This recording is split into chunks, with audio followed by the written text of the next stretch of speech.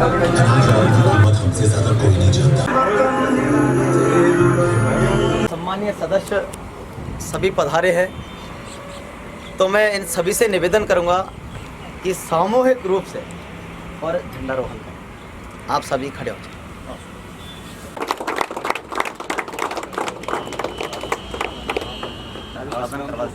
हाँ, राष्ट्रीय अनुच्छेद करो। अधिनायक जय हे भारत भाग्य विधाता, पंजाब सिंध गुजरात मराठा द्राविड़ उत्कल विंध्य हिमाचल यमुना गंगा उच्चल जलधि तरंग, तब शुभ नामे जागे, तब शुभ आशीष मांगे, गाए तब जय गाथा, जन गण मंगलदायक जय हे भारत भाग्य विधाता, जय हे जय हे जय हे जय जय जय जय हे। भारत माता की जय, भारत माता की जय, वंदे मातरम, वंदे मातरम। कि 4 बजे उठे है छोरा फिर मारे रेस, कि 4 बजे उठे है छोरा फिर मारे रेस है, घर परिवार दूजा फौजी का पहले नंबर पर देश।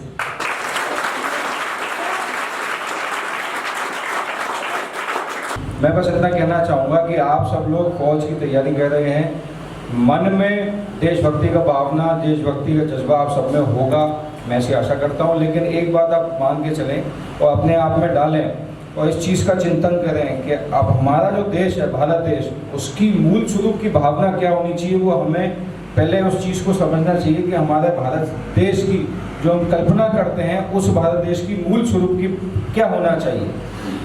उनमें मैं आपको एक बात बता दूं कि अपना भारत देश को जमीन का टुकड़ा नहीं है, एक हमारा जीता जागता उसमें भी एक अभिव्यक्ति है। हम कह सकते हैं जन जन की आत्मा वसित है। हमें इस बात के लिए पूर्ण रूप से हमें इस चीज़ की अनुभूति होनी चाहिए कि राष्ट्र भक्ति, राष्ट्रीयता सिर्फ झंडे को लगाने, भारत माता की जय, इस तरह के जयकारे लगाने से राष्ट्रीयता नहीं आती है। राष्ट्रीयता तब कब आएगी जब हम जन जन का सम्मान करेंगे, अपनी मातृभूमि का सम्मान करेंगे, ठीक है, अपनी संस्कृति का सम्मान करेंगे, उसके प्रति हम भावशील होंगे, हमें उसके प्रति गौरवशील हम फील करेंगे, हमें उसके प्रति गौरव होगा, तब जाके राष्ट्रीयता की ये भावना आएगी। आज हम एक दूसरे से कंपटीशन में हैं, कटुता नहीं आनी चाहिए, कंपटीशन में भी एक अच्छा भाव रहना चाहिए, तब जाके राष्ट्रीयता की जो भावना है वो पूर्ण होती है।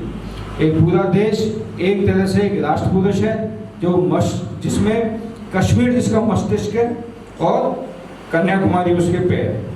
आपको इस भावना की लेकर, अपनी राष्ट्रीयता की भावना को अपने अंदर रखकर देश हित में, आप चाहे फौज में सिलेक्शन हो या नहीं हो, लेकिन फिर भी आप इस देश के वासी रहेंगे, वासी हैं। आपका कर्तव्य जब आप अपने घर से निकलते हैं और घर में वापस लौटने तक, आपका कर्तव्य आपके चारों तरफ जो भी आपका पर्यावरण है, आप ये देखते हैं, ये जो आपका कर्तव्य प्रत्येक जन, प्रत्येक मानस के प्रति आप कर्तव्यवान होने चाहिए। ये राष्ट्रीयता का महत्व है कि बचपन में जो मिट्टी खाई थी उस मिट्टी का कर्ज चुकाना है। बचपन में जो मिट्टी खाई थी उस मिट्टी का कर्ज चुकाना है। तुम बन जाना डॉक्टर, इंजीनियर, हमें तो फौज में जाना है। भारत माता की, भारत माता की, भारत माता की, वंदे मातरम, वंदे मातरम, वंदे मातरम, इंकलाब जिंदाबाद, इंकलाब जिंदाबाद, इंकलाब जिंदाबाद, भारत माता की। हम गुलाम ही क्यों हुए कि हमको स्वतंत्रता लेनी पड़ी, चाहे मर के, कट के, जैसे भी हो, हमको लेनी क्यों पड़ी। तो उसके पीछे एक बहुत बड़ा कारण क्या था, हमारे बीच के झगड़े।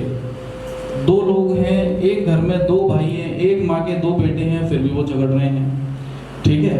दूसरे व्यक्ति की तो बात आप छोड़ दीजिए। हम गुलाम क्यों हुए? सिर्फ हमारी आपसी लड़ाइयों की वजह से, आपसी मतभेद की वजह से। और मतभेद का अभी कोई पर्टिकुलर रीज़न नहीं है कहीं पे किसी के पास। सब लोग खुश हैं, प्रसन्न हैं अपनी चीज़ों में, लेकिन हम आज दुखी क्यों हैं?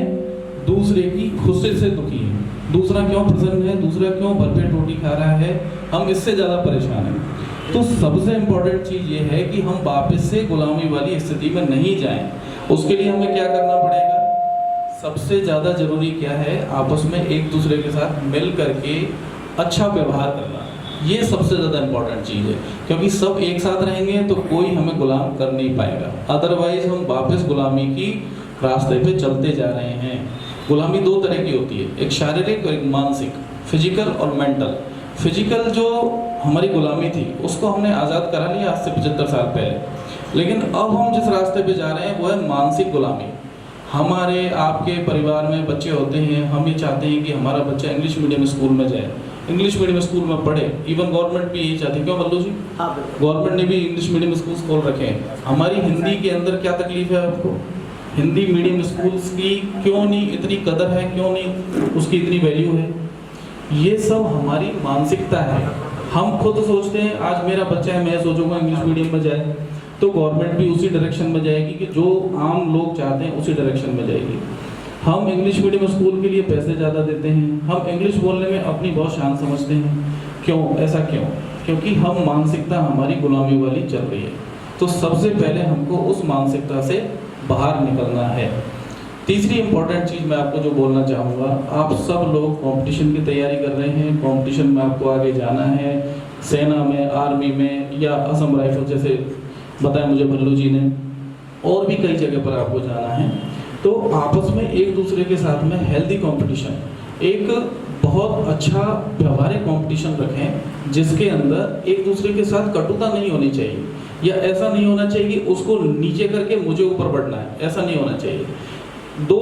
एक लाइन आपने खींच दी, अब उसको छोटी करने के आपके पास दो रास्ते हैं, या तो आप उसके सामने एक बड़ी लाइन खींच दें या उसको काट दें या उसको मिटा दें। तो हमें क्या करना है? बड़ी लाइन खींचनी है, उसको पहले वाली को काटना है या उसको मिटाना नहीं है। भारत माता की जय, भारत माता की जय। सम्माननीय मंच, अति सम्माननीय मेरे साथियों और भल्लू जी को जो मैं क्या कहूँ, मैं इनसे 5 साल से जुड़ा हूँ और लगातार इनके संपर्क में रहता हूँ। इन्होंने मेरे साथ मिलकर एक हमारा करौली का बहुत बड़ा प्रोजेक्ट था भद्रावती, वैसे आज ये समय नहीं है बताने का, फिर भी मैं 1 मिनट में बताता हूँ। भद्रावती नदी का हमारा एक सपना था, उसके लिए हमने बहुत संघर्ष किया और आपकी सबकी दुआओं से उसके लिए 30 करोड़ रुपए मंजूर हो चुके।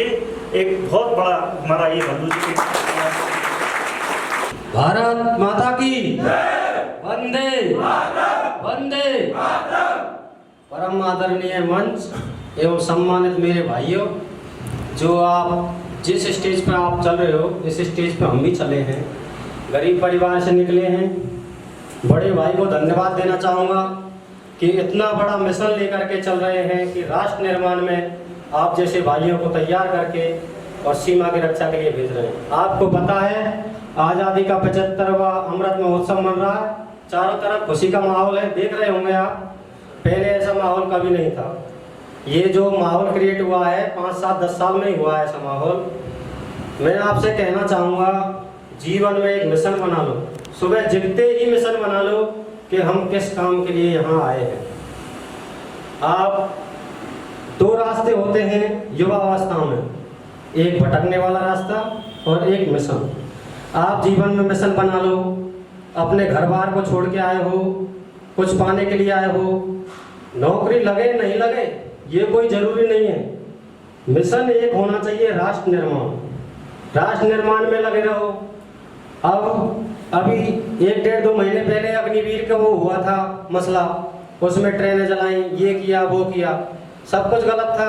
आप समझो, कौन कहता है कि 4 साल, अरे वतन की वर्दी तो 4 दिन के लिए मिल जाए, उससे बड़ी क्या चीज है। वतन की वर्दी मिल जाए, इससे बड़ी क्या चीज है, चाहे वो 1 दिन के लिए ही मिले, इससे बड़ी कोई चीज नहीं है। भाइयों, आप अपना मिशन बनाओ, देश सेवा में जो हो सके वो करो और एक ही लक्ष्य रखो, भारत के बनो और भारत को बनाओ। भल्लू जी को एक आपने मेरे को 75वें स्वतंत्रता दिवस पर बुलाकर और मेरा भाव बढ़ाया, आपको बहुत बहुत धन्यवाद देना चाहता हूँ भल्लू जी को और पूरे चित्रकला अकेडमी को। मैं सभी से एक निवेदन करूँगा, सभी आर्मी की जो भी तैयारी कर रहे हैं सभी भाइयों से कि अपने टाइम को मत खो, समय को लक्ष्य बना के चलो और सोच अच्छी रखोगे तो मंजिल आसान है। सोच अच्छी, सामने वालों को तो कोई अच्छा, मन में विचार अच्छे होंगे तो मंजिल आसान होगी। और जो माता पिता आपको कैसे कर रहे हैं, कैसे सेवा दे रहे हैं, क्या करके आपको यहाँ तैयारी करा रहे हैं और कहाँ से ला रहे हैं, क्या कर रहे हैं, उनकी व्यवस्था उनको पता है। उन्होंने यहाँ तक चाहे उनके बदन पे कपड़े, लेकिन आपको कपड़े, चड्डी नहीं है तो चड्डी आपको अवेलेबल कराई है उन्होंने, कैसे कर रहे हैं वो उनकी व्यवस्था है। चाहे शाम को खाना नहीं खा रहे हैं लेकिन आपको खाना, चाहे वो भूखे हैं तो भूखे हैं, लेकिन उस चीज़ को सोचो, अपनी परिस्थिति को देखो कैसे मोटिवेट करना है और अपने पर कितनी जिम्मेदारियाँ उनको निभाते हुए अपने कर्म को साक्षी मानते हुए अपनी ईश्वर मधु मोदी की धरती पर आगे बढ़ने की प्रेरणा ले और अपनी सिलेक्शन की तैयारी करें। मैं इतना ही बोल के अपनी बात को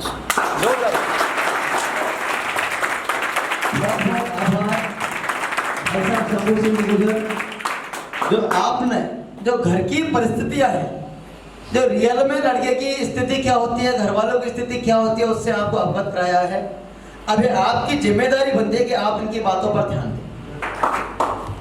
भारत माता की जय, भारत माता की जय, वंदे वंदे।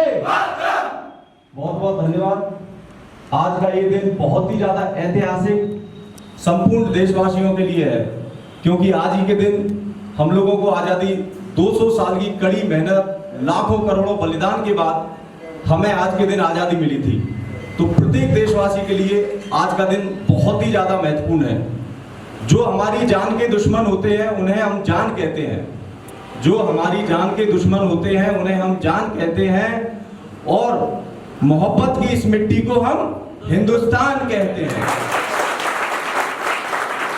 हमारे पूर्व, मैं आपसे कहना चाहता हूं कि गुलामी का असली टेस्ट क्या होता है, गुलामी क्या होती है, केवल वो ही लोग जानते हैं जिन्होंने इस गुलामी को देखा है। सही है कि नहीं? हम बहुत ही ज्यादा खुशनसीब हैं, हम किस्मत वाले हैं। हमें बहुत बहुत तहे दिल से हमारे पूर्वजों को धन्यवाद करना चाहिए, क्योंकि उनकी बदौलत आज हमको स्वतंत्रता मिली और इस स्वतंत्रता की हवा में हम सांस ले रहे हैं। हमें धन्यवाद कहना चाहिए उनको, जो हम आज हमारी किसी भी बात को, आज हम हर चीज को पूर्ण स्वतंत्रता से कह सकते हैं, बोल सकते हैं, कुछ भी कर सकते हैं। आज हमारा देश 200 साल की कड़ी मेहनत, कड़ी तपस्या, कड़ी त्याग, 18-18 साल, 20-20 साल के लोगों ने अपनी कुर्बानियां देकर आज हमारे इस देश को स्वतंत्र करवाया। लेकिन क्या आपको लगता है कि आज हम पूरी तरह से स्वतंत्र हो गए? मेरा मानना यह है कि आज भारत देश ने 75 वर्ष के बाद में अपने आप को जो स्थापित किया है वो शायद ही किसी भी देश या किसी भी मुल्क के लिए संभव नहीं था। आज हमारा देश, जो कि जिसके पास कुछ भी नहीं था, जिसने धर्म के नाम पे डिवाइडेशन देखा, लाखों करोड़ों लोगों का नरसंहार देखा, उसके बावजूद भी आज हम विश्व की महाशक्ति के रूप में उभर कर सामने आए। आज हमारा देश चांद तक पहुंच गया, विश्व की सबसे बड़ी आर्मी आज हमारे पास है। लेकिन इन सबके बावजूद भी आज भी हम एक तरीके से गुलाम हैं। आज हम पूर्ण तरह से स्वतंत्र नहीं है। उसका कारण यह है कि आज भी आम जनता रूढ़िवादी भ्रष्टाचार के जो जाल है उनमें फंसी हुई है। आज भी हम धर्म के नाम पे, संप्रदाय के नाम पे आपस में एक दूसरे से लड़ाई लड़ रहे हैं और उन पूर्वजों का अपना अपमान कर रहे हैं जिन्होंने इस देश को स्वतंत्र कराने में महत्वपूर्ण भूमिका निभाई थी। आज भी हम कई सारे, आज जैसे कि भारत सरकार अभियान चलाती है, स्वच्छता अभियान। सरकार का है, चलो हम अभियान चला के और सारा झाड़ू पोछा लेके और सफाई कर रहे हैं, फोटो खींच रहे हैं, मोबाइल पे डाल रहे हैं, उसके बाद में व्हाट्सएप, फेसबुक और इन पे डाल रहे हैं। लेकिन सबसे बड़ी बात यह है कि क्या हम अपने दैनिक जीवन में इन कार्यों को रेगुलर तरीके से फॉलो करते हैं? बिल्कुल भी नहीं। आज हम घर से निकलते हैं तो दिन में मुझे लगता है 20-50 कानूनों को जरूर तोड़ के आते हैं। तो हमको ये कैसी स्वतंत्रता है? हमें अपने आप में बदलाव करना होगा।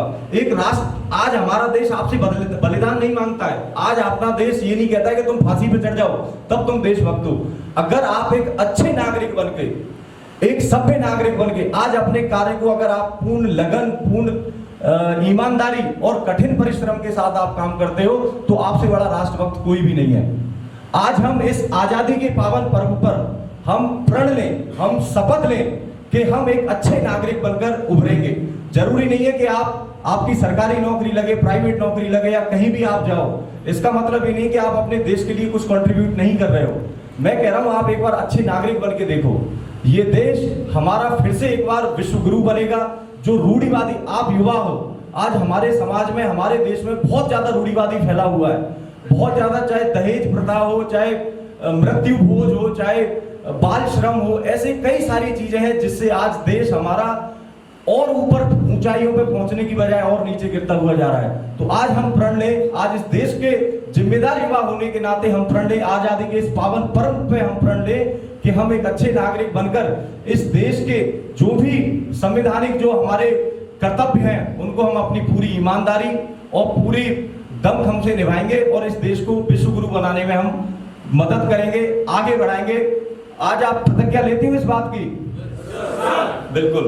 और मैं तो भल्लू भाई चेतन एकेडमी का बहुत बहुत शुक्रगुजार हूं, जो मुझे इन्होंने, आप भविष्य के सिपाहियों से जो कि देश की सेवा करोगे आगे चल के, चाहे वो पुलिस के रूप में हो, चाहे आर्मी के रूप में हो, सरहदों पे खड़े होके बाहर के दुश्मन को अंदर घुसने में आप उनको सफल नहीं होने दोगे। आप सबसे मुझे मिलने का मौका मिला, अपनी बात रखने का मौका मिला।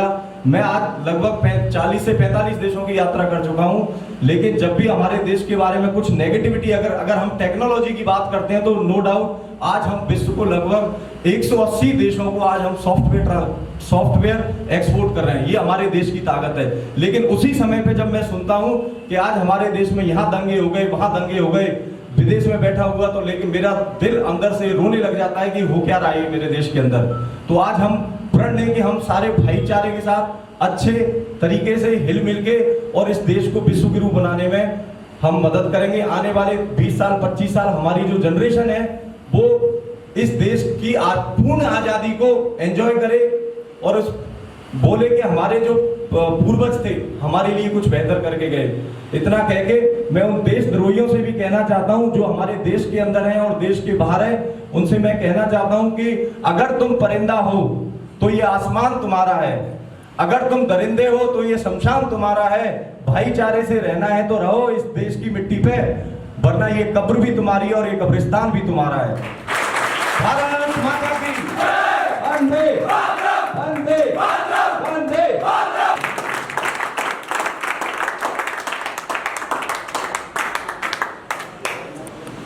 यहाँ पधारे हुए अतिथिगण और हेड कांस्टेबल जी और कांस्टेबल जी, हम आज़ादी के 75 साल पूरे कर चुके हैं और आपको इतना तो पता होगा कि आप जिस देश की सेवा के लिए जा रहे हो और ये हर किसी के नसीब वो नहीं होती है।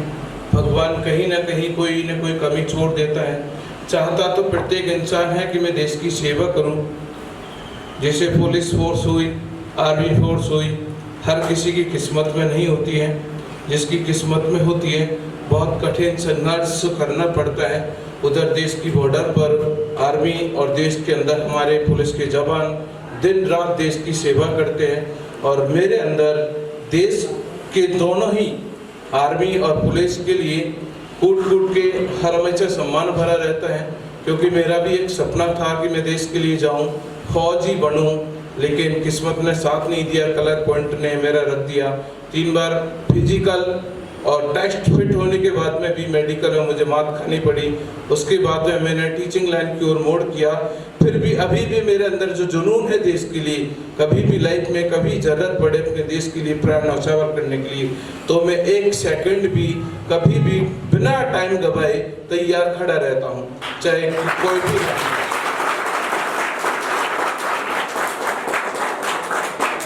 और आपको पता होगा कि 200 साल अंग्रेजों ने गुलामी हमने झेली है।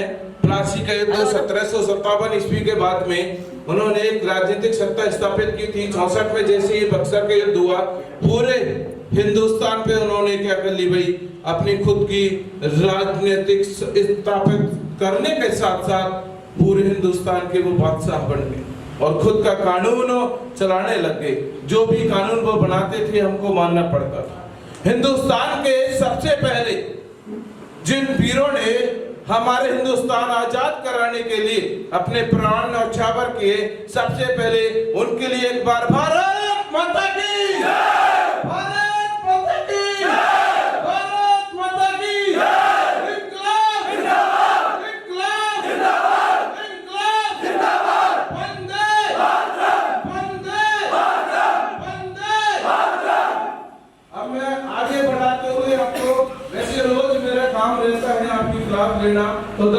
मोटिवेट करने के लिए मुझे बहुत बड़ा सुकून मिलता है जब भी मैं आर्मी वाले को देखता हूँ और पुलिस वाले को देखता हूँ, जब किसी को वर्दी में देखता हूँ, बहुत अंदर से सुकून मिलता है।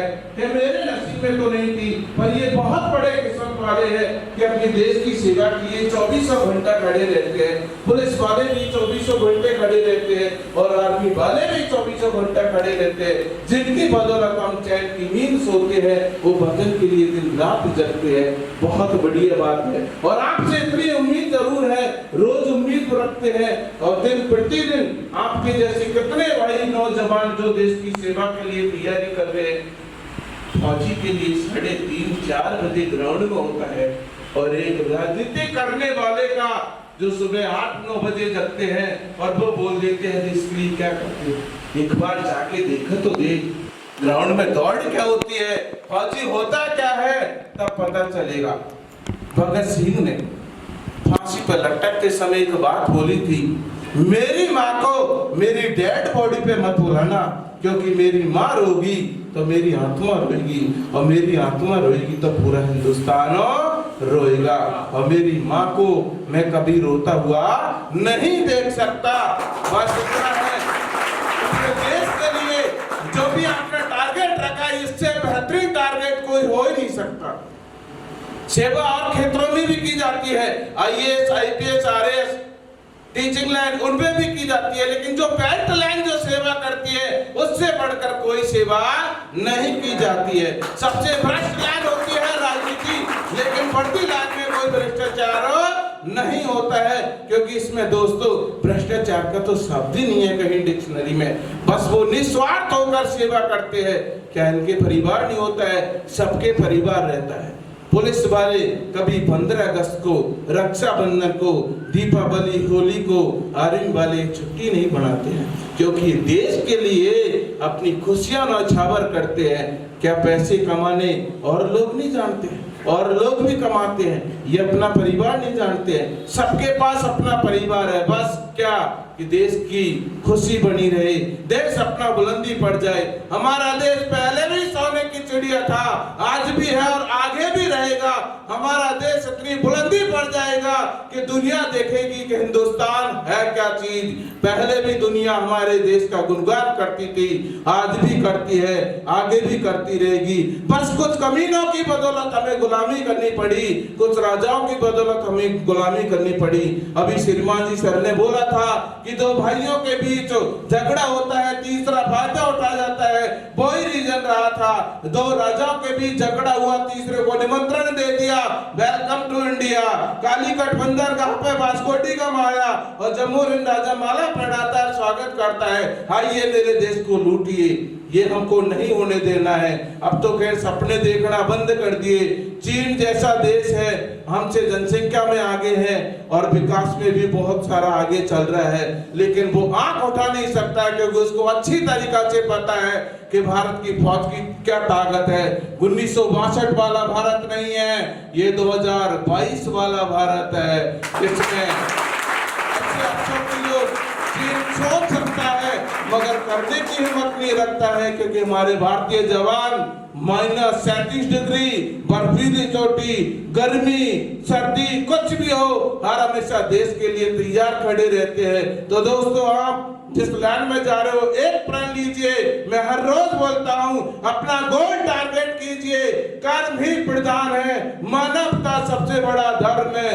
जातिगत भेदभाव से ऊपर उठ के सबसे बड़ा मानवता धर्म, अपना गोल पे विशेष ध्यान रखते हुए हमारे हिंदुस्तान को बुलंदियों पे ले जाइए, अपना टारगेट प्राप्त कीजिए। इतने शब्दों के साथ मैं विराम लेता हूँ। जय हिंद।